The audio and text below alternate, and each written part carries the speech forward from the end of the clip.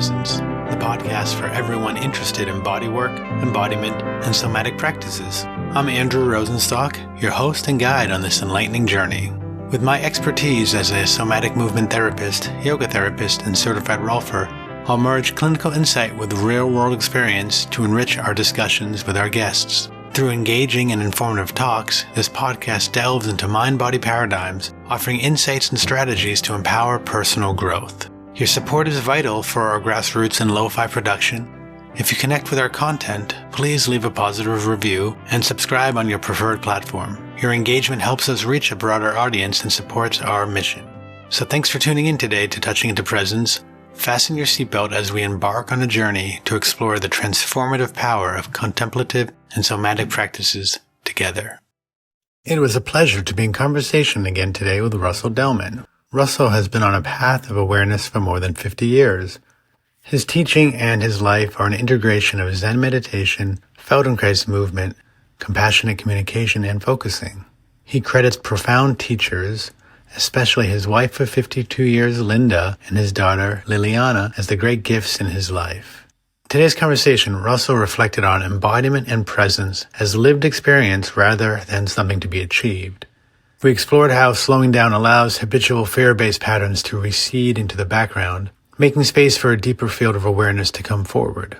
Russell spoke about presence as a practice of sensing before reacting, and how embodiment offers a direct path back to authenticity, trust, and immediacy in daily life. Throughout the conversation, we returned to resonance, how the body and nervous system communicate truth beyond concepts, and how relational attunement shapes what feels safe, real, and alive.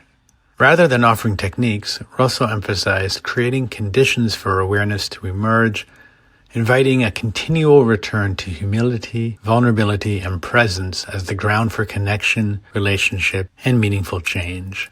I really appreciate who Russell is as a human and how he comes to show up in this world.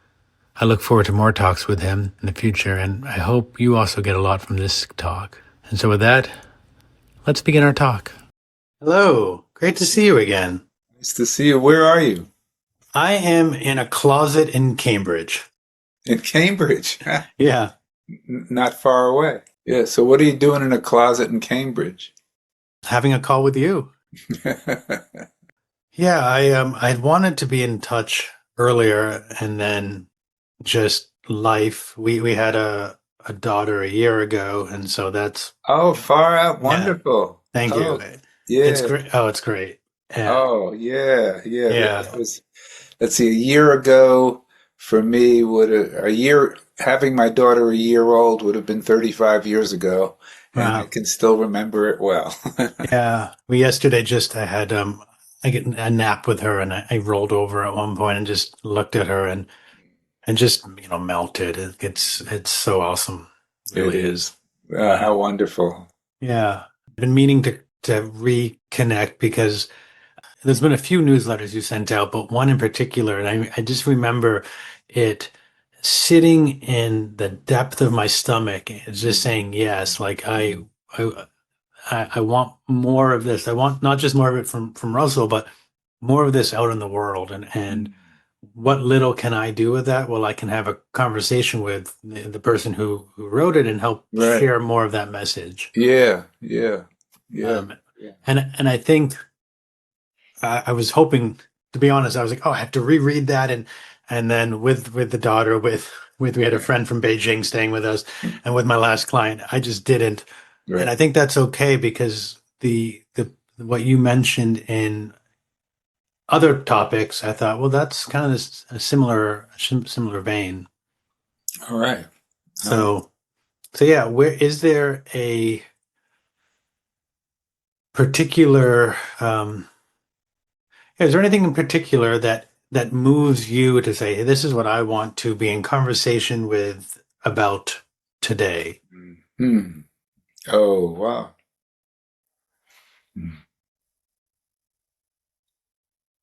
Oh, there are a number of threads that interconnect.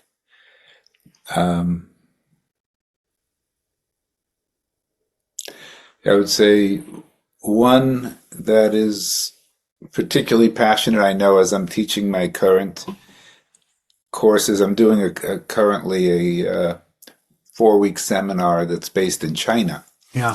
And so it's very new people. And I'm always looking at, well, if I have people for this limited time frame, what do I really want to try to convey? And it's a fairly high bar for such a short time, but Mm-hmm. wanting to help people at least begin to differentiate their what I call historic self-identity from what I call the larger space or the true I of awareness, Mm-hmm. and how to live in these two complementary worlds, but not be so identified with the particulars of a moment and yet taking care of the moment. So that, which basically leads to the thread of how do we embody and interact in the world more from a sense of, we could say, love, interconnectivity, belonging as our ground state, and the self-protection and the fear states, we don't get rid of them, they're important, but they go behind, and we learned how to meet most situations where that kind of presence is alive, and that becomes natural. So those are my passions, I would say. I can give a few more, but I think that summarizes it. No, I think that is I think that's great. It aligns fully with really part of what my intention of this not just this call, but the series of calls that we'll call a podcast, right? The series of conversations, the theme that I'm working to offer is, I think, very much aligned with that. So Mm. it's perfect. The yeah the Let me sit for a moment because it actually evoked a lot of excitement, a lot of curiosity, and my tendency, if it hasn't already been clear, is to sometimes get more in that verbal sort of way. So I wanted to sit back Yeah. and sort of sit and be with it. Um, And I'll just say while you're doing that, please. anybody who's watching, if there happen to be any people who decide to view this podcast, to do the same thing. What did something come when you hear these words? The words are never intended as philosophy in some intellectual sense, but they're intended to point us ordinary human beings in a rather extraordinary direction. Mm. Yeah. With that, I guess one housekeeping note is that no one will be, well, people won't necessarily be watching, they'll be listening, as I don't record any, I don't share the audio sorry, the video for a few reasons. Okay. Which means you can wear whatever you want to wear and look however you want to look. Right. Um, but yes, anyone listening to do that, which I mean, I believe for me is in some way, um, I don't know the word. I want to say the answer, but it's not a question. Is directly related to what you're even just speaking about. That in order to differentiate from that, there has to be that moment, I believe, of pausing or of stillness or whatever that is, that even allows the sense to be, oh wait, there could be another way. Yes, yes, yes, right. I really would underline that most of the time, most of us really need a practice of pausing because we always have and are trained to have uh, reactions from our history, reactions from our past and how we want to look and how we want to sound and our fear-based self-consciousness, which Mm. in an interesting kind of turn of words is kind of the opposite of consciousness of self. Mm. And self-consciousness where I'm mostly concerned with how am I doing? How do I look? How do I sound? Which of course is here. I don't deny that that level of interest lives in me. But it's a question, where does it live? Is it before or in front of or behind the consciousness of self? Mm. And that for most of us means some kind of pause, maybe a breath, some kind of presence where I'm not taken over by Mm. my historic fears and self-protections. Mm. Mm-hmm. Yeah. Yeah. So is there,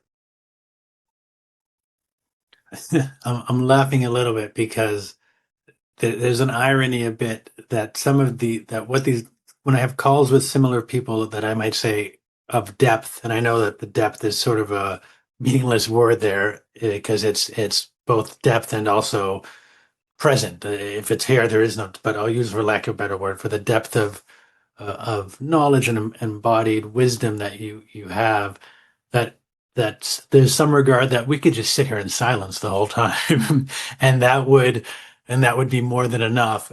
It would make for a pretty poor listening experience. Um, It's what they call in the radio business dead time. yeah, uh, and I had a call with someone maybe a year or two ago where we actually sat in silence for 5 minutes. I think I edited it down to 20 seconds because it wouldn't land in this sort of medium, and that's in some way okay.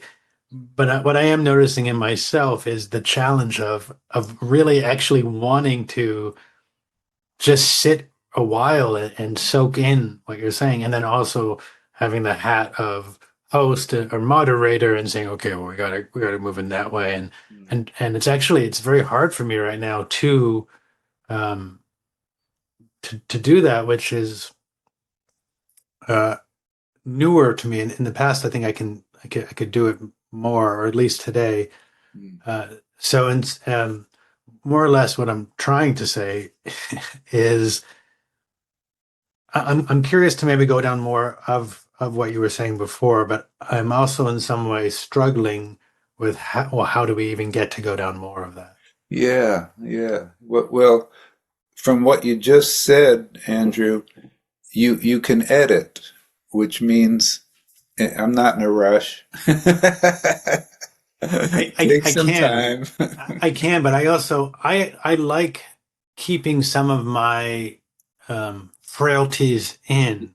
Beautiful, yeah. Yeah, because I keep most of it in because I want it to be a real conversation. I Yeah, reckon, yeah, nice, yeah, I nice. recognize we're both in a performance of some sort, as any conversation can be.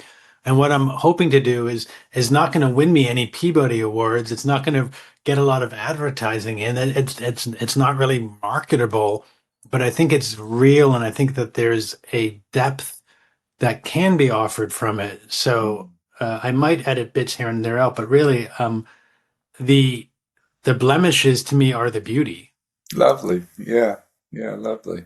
I remember I had a student who was a Japanese woman, and she told me something I didn't know, that when they would build temples so perfectly, Mm, they would always do an intentional error, mm, leave something in the corner that wasn't right, mm, so that it wasn't in the illusion of something so perfect mm, that you couldn't enter it.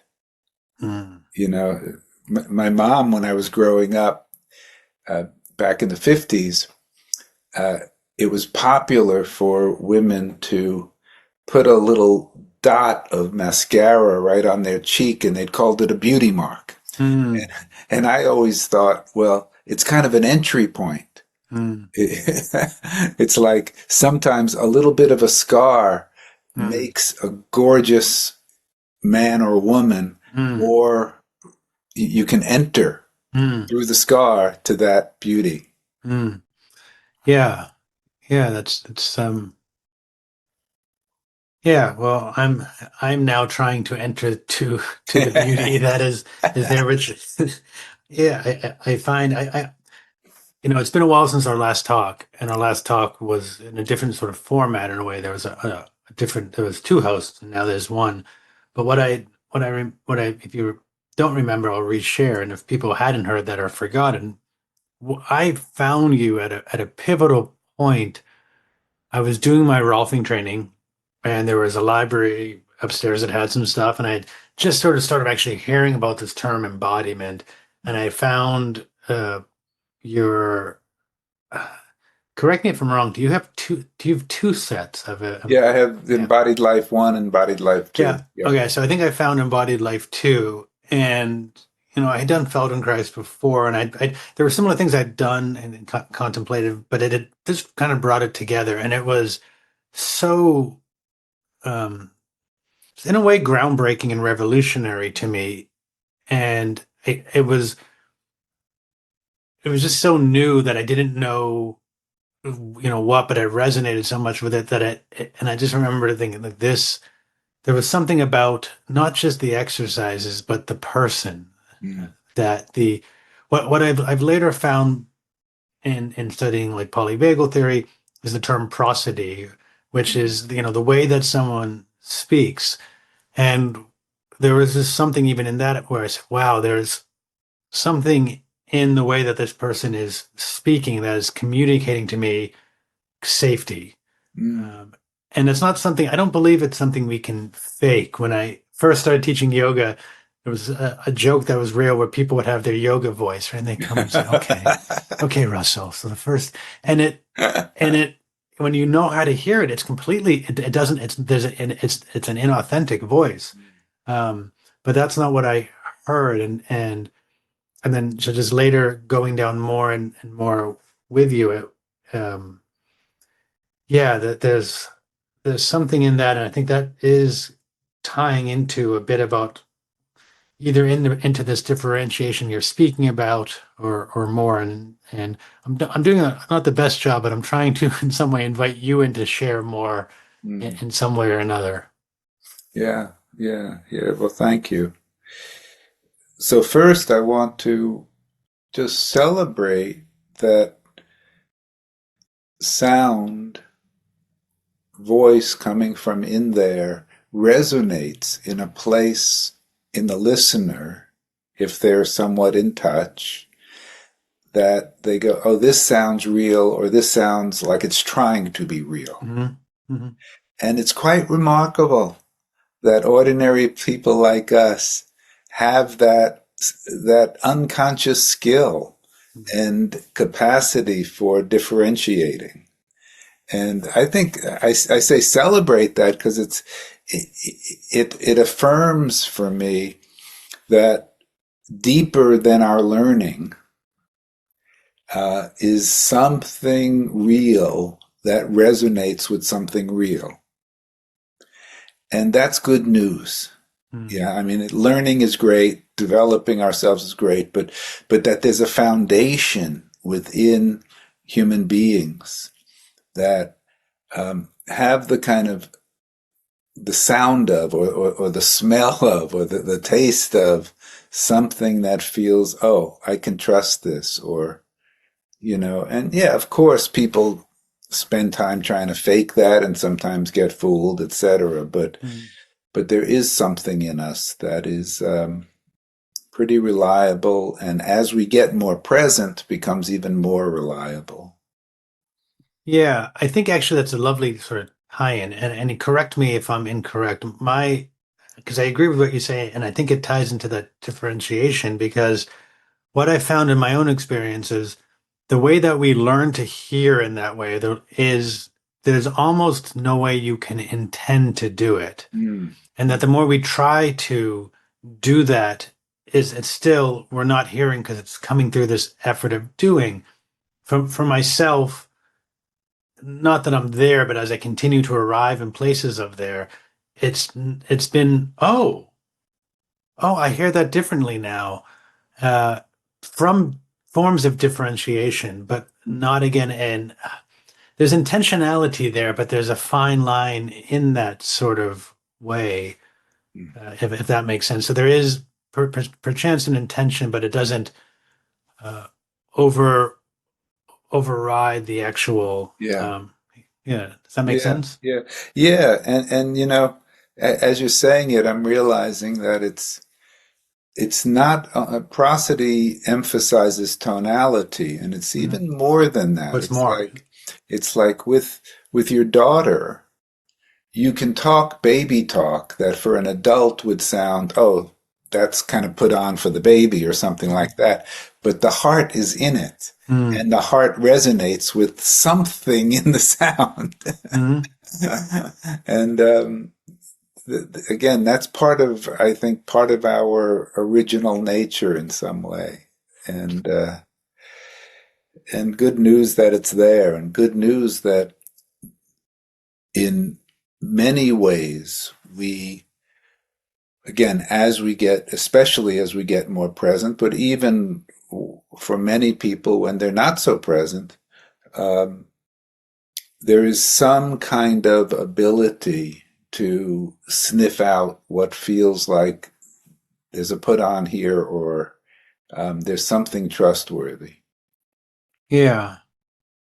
Yeah, I was thinking when you were saying that too about the prosody not just being the tone of the voice, but the way the body speaks, the way that Yeah. which I believe part of that ties into maybe not exactly this, but the more work that we do on doing less work, the more work we do on embodiment and self-awareness, the more old things fall away, the Mm. more bracing falls away, and the more bracing falls away, which is exactly, I believe, what you're talking about earlier, old habits, old patterns, old Mm. life. The more that falls away, the more resonance can be here because Mm. we can also simply be here. We don't have to be here with this X or be here with Mm. Y, and then we can also hear more, so the sound comes into us and there's more resonance within us. And the practices that I am aware of that you do, and there might be more that I'm unaware of, they all, what I loved about in the embodied life practices were none of them told, it's been a while so I could be wrong, but none of them told me how or really what to do. Mm. They offered possibilities, and in that I now get to differentiate. I now get to be curious. I don't have to, it's not a job to do, it's a process to be in. Mm. Beautiful. Yeah. Yeah. That's really critical in my understanding that um, we are at our best. We are not teachers trying to pour information into passive recipients, Mm. but but creating a field of resonance that, yes, it has information in it, Hmm. but the field of resonance is, first of all, absolutely respectful of the wisdom living in the other, of the intelligence living in the other. And that's fairly rare in a lot of educational systems. Mm. So, but that you're starting from that place of, I know that in there is an awakened being, or is a being that is, um, and they need to uncover their own way of accessing that. Mm. So my job is to do my best to uh, resonate with their inner teacher, Mm. so that they can become conscious of their own capacity that's already there. Mm. And so it's like, I know that I'm not building from a tabula rasa in the sense of, or they need my information to become Mm. whole kind of Mm. thing. But I value the information that I've gleaned from so many years of study. And I know that that's living behind Mhm. something that's deeper. Yeah, I think even that, as I'm hearing it, ties into what you're saying before. So there's information, but if we are, you sort of mentioned like the self identity, and then the maybe the self under the self, or the I under the self, or what terminology we use. And so both of those, self identity and what's under, get the information from a different. The information is the same, but the way it's processed or perceived is different. Mm. Am I correct? Yeah, you're nodding. Yeah, Yeah. yeah, Yeah. yeah. And so again, there's this differentiation, or even recognizing the information. This probably isn't the right way, but it's not that it's real. Of course, it's real, but the way that we're perceiving the information isn't necessarily real. It's just, oh, this is data.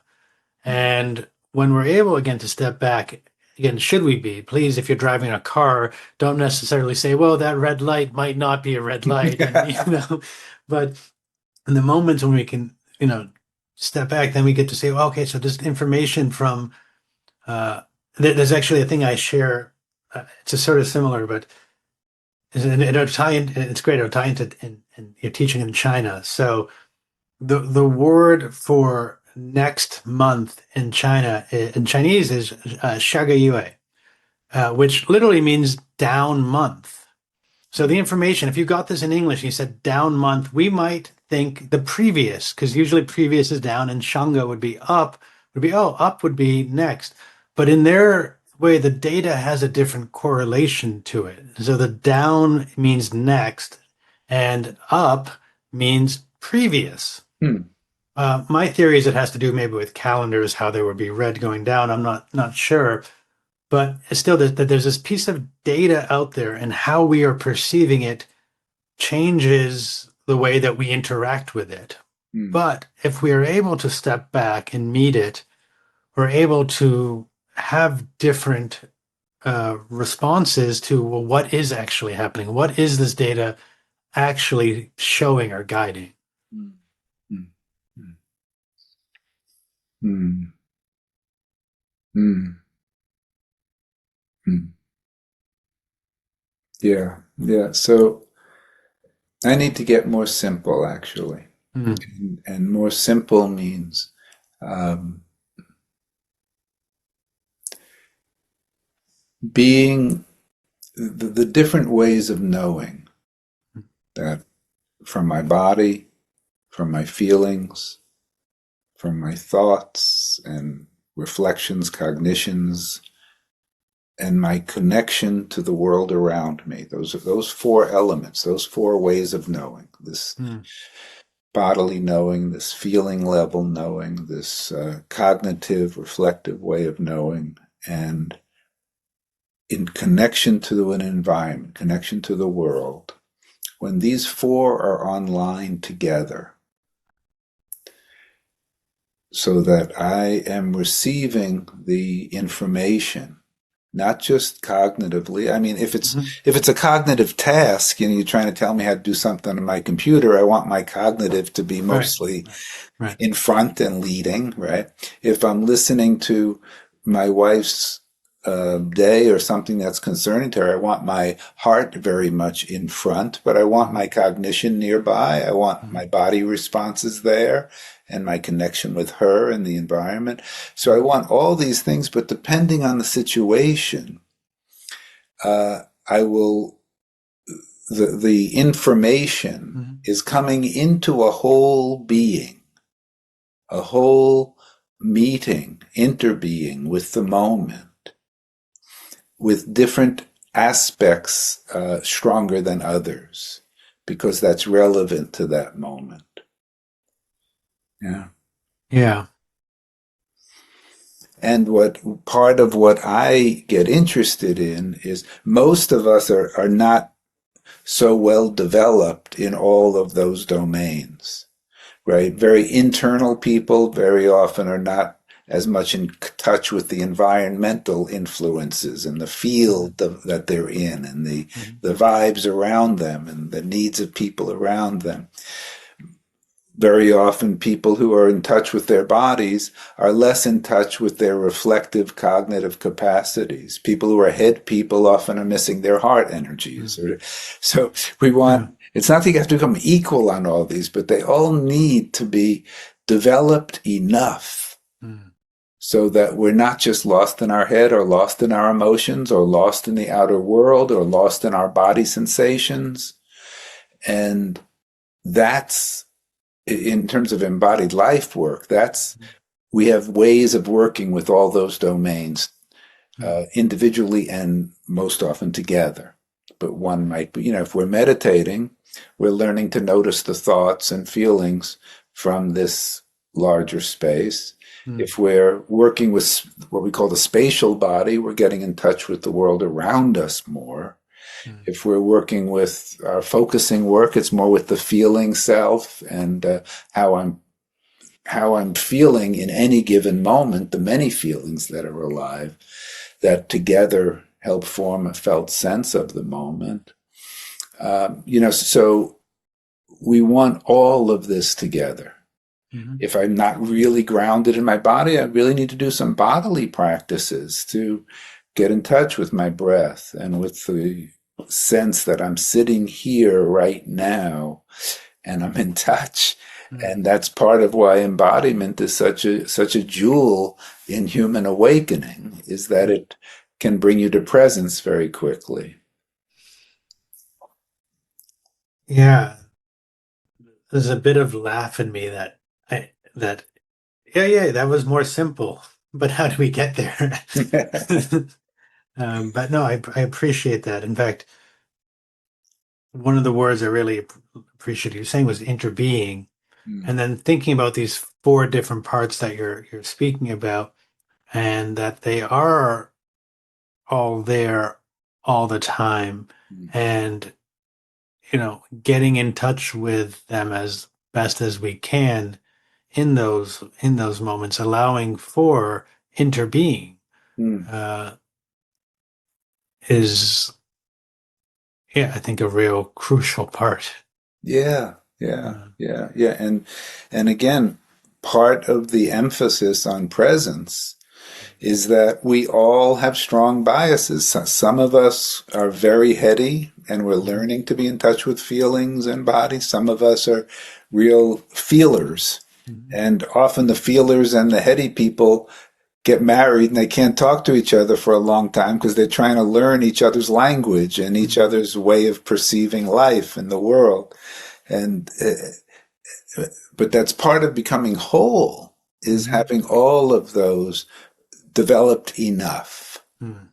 And that really supports a practice of presence and is supported by a practice of presence.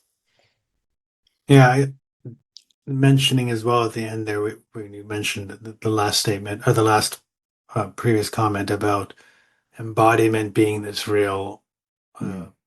gift for presence. It's it's something I've been kind of curious about in general because when I first got into meditation, in some regards, the body is not even there, right? It's Mm. something originally the body was something to be have gotten over, or but later we start to see practices that bring it in, and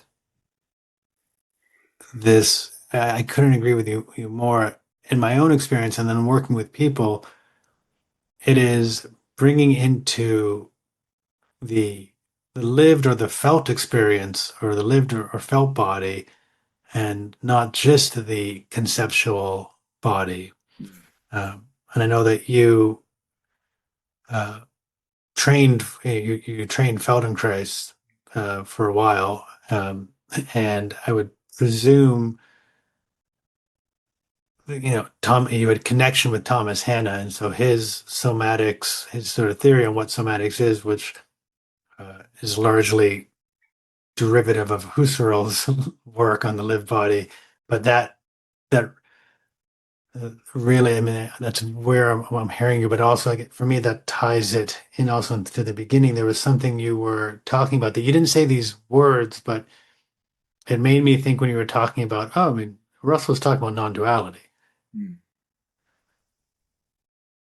Hmm. Yeah.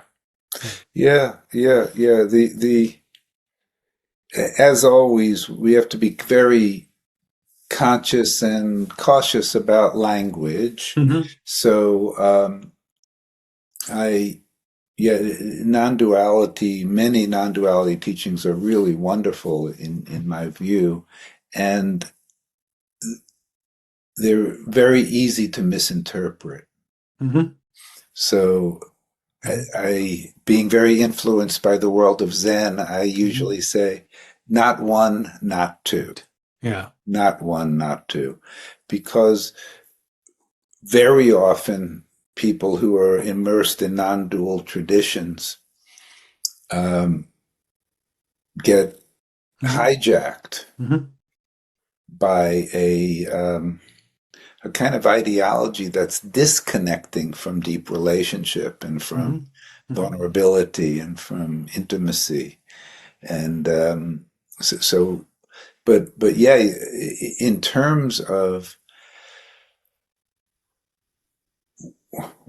our meeting of a moment, our meeting of each other, um, is a non-dual experience. It's two beings becoming one being, then separating and becoming one being again, and then Mm-hmm. that dance of unity and duality um, is really an important understanding of what we're doing here. And we want both of those. I want my wife to be different than me, and I want to experience the differences. I like having a body boundary Mm-hmm. and to have a clear sense of what's outside the boundary and what's inside the boundary. And I like that I can have moments of the falling away of separation, the falling away of body boundary, and intimacy can be there. And I'm not speaking sexually at the moment, although it Mm-hmm. includes that. I'm just saying meeting a moment where one is not separate from that moment. Mm-hmm. The moment is alive, and the livingness within me is meeting that. So it's a kind of resonance, Mm-hmm. like we were talking about at the beginning, that kind of hearing a sound of authenticity, there's a resonance of organism to organism. And every moment has that potential because the moment is alive. And even I'm sometimes alive, and sometimes we meet. Mm-hmm. Well, I'm glad to be meeting with you today, and I appreciate you um, making time, especially amidst my kerfuffle earlier. Yeah, no worry. Yeah, um, yeah. I think it's slowly coming to me in the various ways. One of my similar aligned with what you're saying. One of my challenges when I meet people who come in and they say they have a non-dual practice or they're studying this or that is that uh, often it doesn't land to me in that way, or it seems like something becomes a heady description of a non-dual Yeah. experience, and that doesn't again it doesn't land in me, not as a not that I have it, not as a judgmental, but something I've thought a lot is that the way that I work is very much with that framework, but I don't really name it because I don't know how to. I wouldn't know where to begin to teach non-dual because I would be teaching from a conceptual place in a way, Mm. and confusing the finger and the moon kind of thing. But as I'm hearing you and hearing the words and putting it where I am now in my process of being a human, I think, oh yeah, I think actually, while Russell may never have said that, in some way there's a value in not labeling it that way, which allows it to unfold in the ways that it does. That in some way, how do you teach it? You don't teach it, and that allows you to Right. teach it. Exactly, exactly. We if we're going to be in the privileged position of guiding others, or even in the privileged position of feeling that we're on a path that's authentic, there there really needs to be a deep appreciation for our capacity for self-delusion. Mm. And that's all the way down. That's all the way to to people who are masters who have been working for 50 years. And that's why we can find true people who've had true, authentic awakening experiences do really immoral things with their students or something. You go, how does that happen? How does that go on? Well, the capacity for self-delusion stays with us all the way Mm-hmm. through, as near as I can tell. Mm. And so that means that my historic self-identity, the lower ego that wants to maintain its control, Mm-hmm. will take any piece of good advice and turn it to its advantage. Mm-hmm. So something like, "Oh, non-dual, I'm one with the world. Oh, I'm one. There's no. Oh, yeah, yeah," and it can lead down a kind of unfortunate path. Mm-hmm.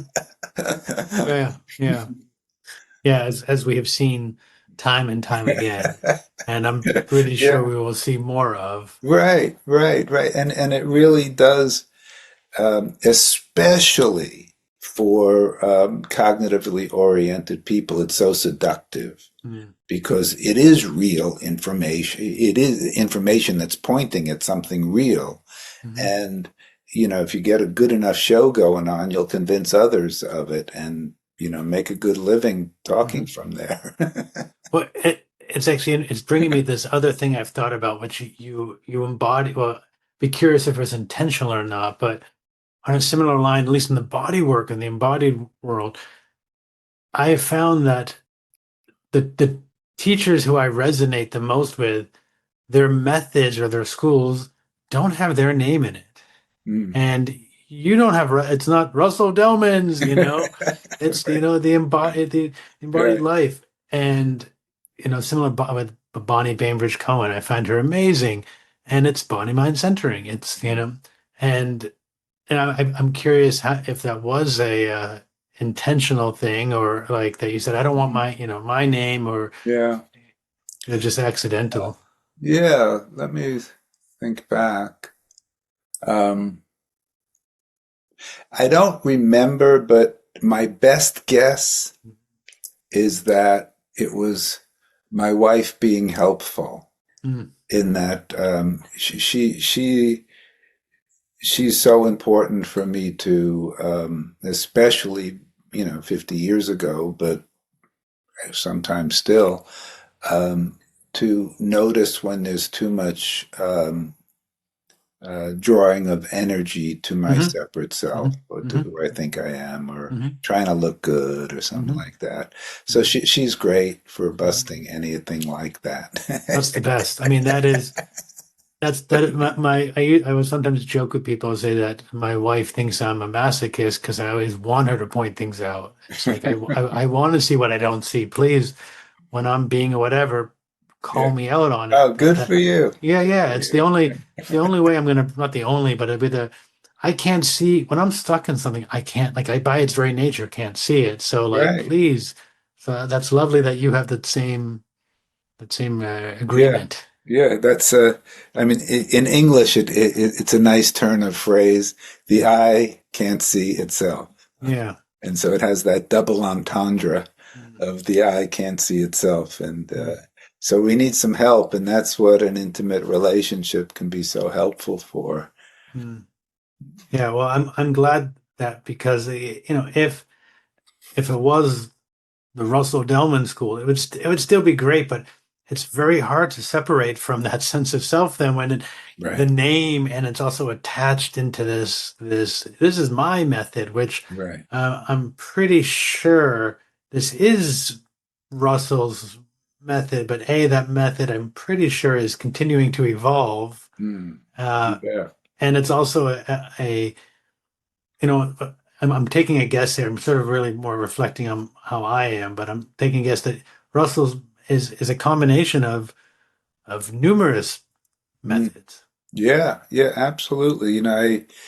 I bow on a daily basis to the Zen path and the ancestors from that place, to um, the people who I've worked with in terms of somatic psychology, mostly Gene Genlin, but also Yeah. my Gestalt teachers back again about 50 years ago, Robert Hall being one, and Gestalt Institute of Canada. So I was blessed with so many incredible teachers, Moshe Feldenkrais being another, and even someone who doesn't appear in the front but was very important. There was, I don't identify religiously with Judaism, but my parents were Jewish, and somehow through the luck of life, a very famous rabbi named Zalman Schachter found me and he had a bad back, did work with me, and I learned so much through him, just casually. So I've been very lucky. And of course, as I mentioned a moment ago, having my wife as a guide, as a teacher, as a traveler has been essential. And as you're finding out, and we'll find out more, having your daughter, my daughter, or parenting her, was equal to any teacher I ever had. So many, many blessings for this life. Yeah. I mean, there's a cliche saying, but everything can be a teacher. Everyone can be a teacher. Yeah. My daughter definitely, I mean, just teaching me how to slow down again, teaching me how Right. to, the fascination with just picking up a toy, picking up a piece of plastic, Right. and she's so fascinated. And a Yeah. part of me says, why can't I be that fascinated? Not in a judging way, but like, why Right. can't I? Why Right. why couldn't I? How to invite more curiosity? Right. And so just watching her with it. And then also, I mean, from a pure love standpoint, it's just when I got married, I remember thinking, I didn't really know I could love someone as much as I love this Yeah. person. Yeah. Uh, Yeah. yeah, there was something else you brought up that you didn't bring up that made me also think about one of the reasons why I think what you offer is really great is that you mentioned two things in particular, Moshe Feldenkrais and then Gestalt and focusing, which from an outside view, someone might say, well, that's interesting. You got something that's like a body thing and something that's like a more of a mental thing. Like pick a lane, Russell, right? But what I believe, what you found, whether it was intentional or not, was similar to this interbeing. Oh well, I do have a mind, and I do have this thing that's called a body, and something I'll share with my clients. They'll say, "Well, I don't understand. Are you doing like therapy or are you doing body work?" And I say, I don't know what you're going to call it, but I've never seen a brain just floating down the street. And I've seen bodies that seem like they almost don't have a brain, but the two are definitely interrelated. Yeah. And so, what is it being a human being? Well, working with those, and if focusing in particular, I think the world would be a better place if more people knew what focusing was. Yeah, absolutely. Absolutely. And, I would add to that, there's the feeling level, there's the physical level, and the ability to what we call embodied meditation, to be able with a very caring, warm, and yet objective heart, notice what's going on in there. Mm-hmm. Notice the thoughts, notice the feelings, and come back to the breath. So you learn a little bit of space between yourself and what's there. And so you're learning with the focusing and emotional work, learning to go deeper into what needs attention. In the meditation work, you're learning how to be next to it, how to notice it, how to be present for it, how to take care of it. And with the body work, you're learning to be more grounded in your physical body. And so, again, I feel so very lucky that it was obvious to me at a very young age that working on all these individually and then together was an essential step. And that was, I can't take credit for it because I don't remember thinking, "Oh, this would be great." It just It just kind of happens. it just kind of happened. And then I had the gift of great teachers, a dedication to practice, and so that means I'm not combining meditation, Feldenkrais, focusing. I'm not combining them. They live as one thing, but different ways into that one thing. And that takes some depth. I mean, I see a lot of people who, do a few courses in this and that and that, and they put together something, but that's usually rather superficial because it takes some significant practice to deepen in any of these things and to deepen in all of them. Like the people I train, I say, look,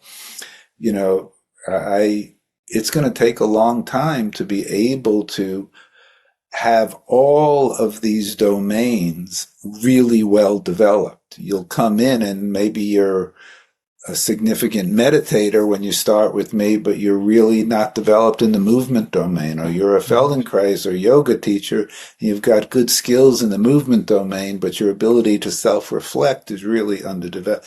So to develop all those deeply is a life path. Oh, yeah. Yeah.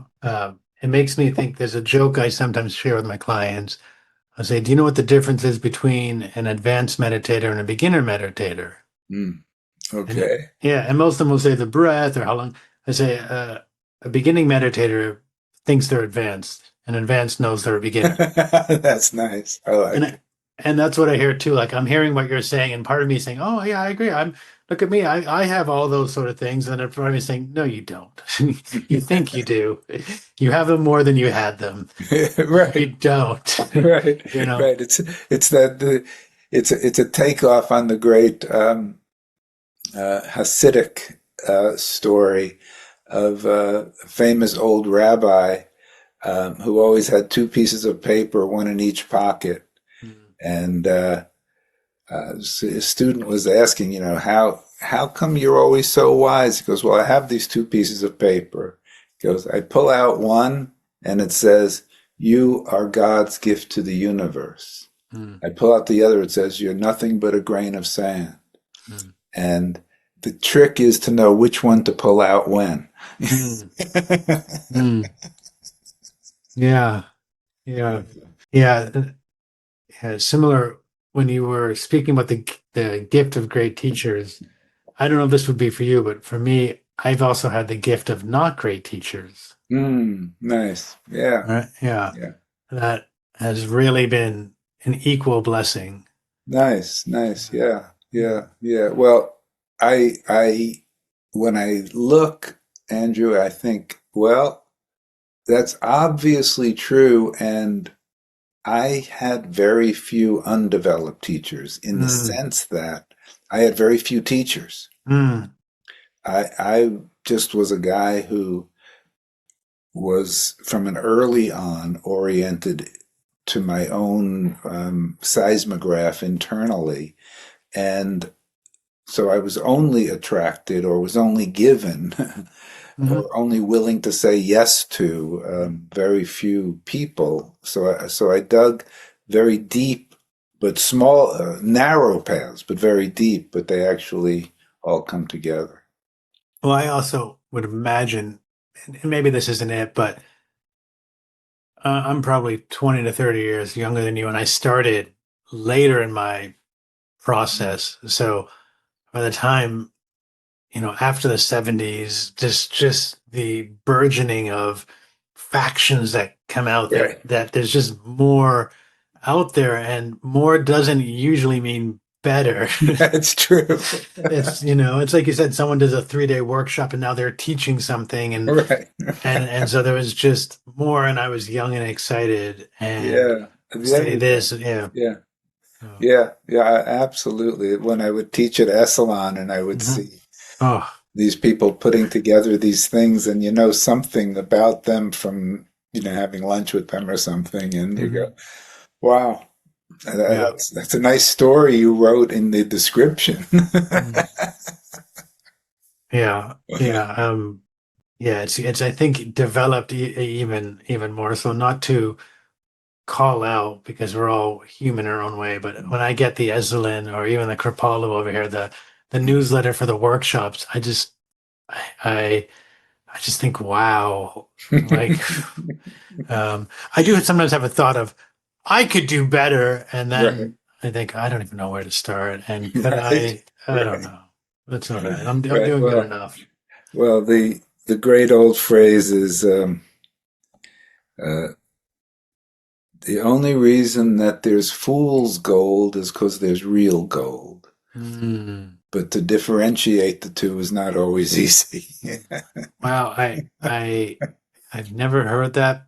I'm gonna have to borrow that because it's great. That's great, Russell. Thank you. Mm. If nothing else, I mean, I've enjoyed every millisecond, but Great, if nothing else, that's great. great. Well, it's been a delight, Andrew.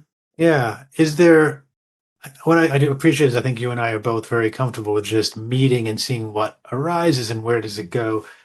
Is there more that feels like you do want to share? Because in some way, the topics we talked about didn't directly go to, or do you feel like this is a great place? Where, how would? I think this is a really good place to stop. I think we've touched a lot of things. I think to go to go on begins to diminish what's happened in the sense that it's like if you have a really great meal Mhm. and then someone says, "Well, I know this great restaurant. Let's go to it now." Yeah, yeah, I couldn't agree more. I also want to make sure that as the host, I'm letting Yeah, great. people have Thank their you. experience. Yeah. I appreciate it. What I would say is, I hope to have more of these. Again, what I mentioned at the beginning, and it's a comment I actually get from people, the few listeners who say, "I really appreciate the calls you have. I appreciate, the way you speak. That I don't have people to speak to in a similar sort of way, so I almost feel like I'm in the call with you, which is what my intention partly is just to provide more resources. So Yeah. I just hope to have more." If you ever get up from the Cape up to Boston, let me know. All right. Good. And offline, I'll get some information from you just to Mm. share and whatnot. Sounds great. But thank you, Russell. Yeah, thank you, and just blessings on your daughter and your wife, and on you, Andrew. Thanks, and we'll be in touch. Yeah. Bye bye. Bye. Thanks for listening to us at Touching Into Presence. We hope you enjoyed today's conversation. You can find out more about Russell at russelldelman.com. If you enjoyed today's episode, we'd appreciate it if you'd leave a positive review of the podcast and subscribe to it through the platform of your choice. When you do this, it really helps other people find us, and we greatly appreciate your support. We look forward to hearing back from you and seeing you on our next conversation at Touching Into Presence. Bye for now.